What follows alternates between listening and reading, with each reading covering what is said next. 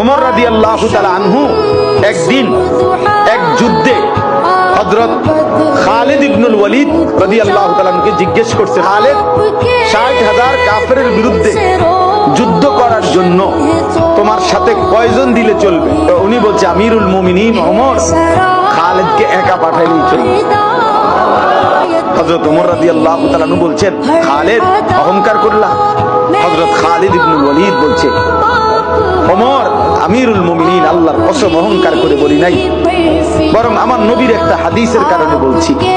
আমার নবী সাল্লাল্লাহু আলাইহি সাল্লাম বলছেন যে আল্লাহর জিকির করে, আল্লাহর ইবাদত করে, আল্লাহর স্মরণ করে, আর যে করে না, উভয়ের পার্থক্য হলো একজন জীবিত একজন মৃত। তা আমার তো ইয়াকিন আমিরুল মুমিনিন জীবিত তো শুধু আমি, ৬০,০০০ এগুলো তো মুর্দা। তো মরা মানুষ ৬০,০০০ হইলে কি আর ৬০ লাখ হইলে কি, জীবিত।